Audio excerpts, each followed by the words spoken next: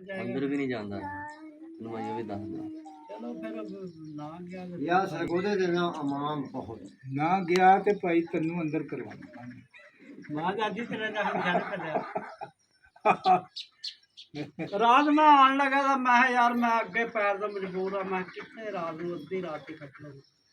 ਮੈਂ ਕਿਹਾ ਚੱਲ ਸਵੇਰੇ ਜਾ ਨਹੀਂ ਹਮ ਮੈਂ ਤਾਂ ਪੂਰੇ ਸਭ ਤੋਂ ਪਹਿਲਾਂ ਚਲੇ गए थे बस दो जने ਆਹ मोटरसाइकिल ਤੁਸੀਂ ਤਾਂ ਪਹਿਲਾਂ ਚਲੇ जल्दी ਗਏ चले गए जाने ये था भी रोटी का कोई इंतजाम कितना होगा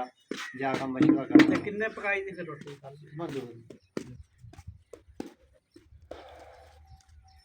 ਗੱਲ ਇਹ ਵੀ ਇਸ ਟਾਈਮ ਨੂਨ ਲਈ ਜਿਹੜੀ ਭਾਰੀ ਹੈ। ਉਹ ਥੋੜੇ ਮਜ਼ੇ ਲੁੱਟ ਲਈਏ ਭੈਣ ਚੋਦਾਂ ਨੇ ਜੇ ਮੇਰਾ ਤੇ ਥਲੇ 4 ਸਾਲ ਰਹਿ ਵੀ ਜਾਂਦੇ ਕੀ ਇਹ ਜਾਏਗਾ ਅੰਦਰ ਇਹਨਾਂ ਐਸਾ ਤੁਨਣਾ ਇਹ ਯਾਦ ਕਰਨਗੇ ਕਿਉਂ ਛੂ मैं नहीं जाता यार इंसान का दिल दुखा है वही ठीक है भाई नहीं ਤੇ दिल क्या दुखा तो वो करवा ਇੰਤਹਾ के ਤੇ दे ਭਾਰਾ ਹੋ ਗਿਆ ਐਵੇਂ ਹਾਂ ਇਹਨਾਂ ਨੂੰ ਕੱਟ ਗਿਆ ਇਹ ਕੌਣ नून ले गया ਨੂਨ मार गया उधर ਜੀਵਾ ਉਹਨਾਂ ਨੂੰ ਮਾਲ ਕਹਾਂ ਵਾਵਾ ਦੇ ਰਿਹਾ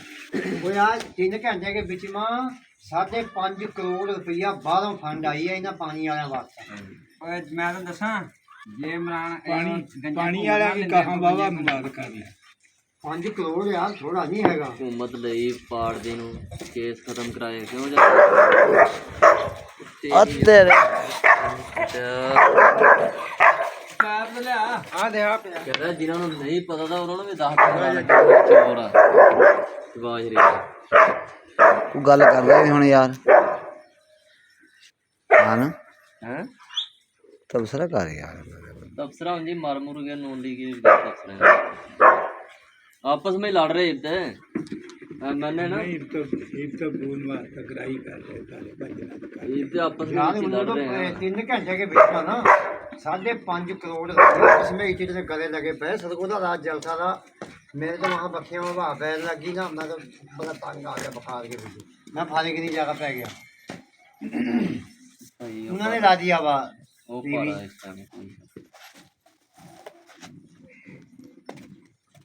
वो कह रहा मनु जिन्ना द्वार न लाएंगे उतना ही मैं खतरनाक होवांगा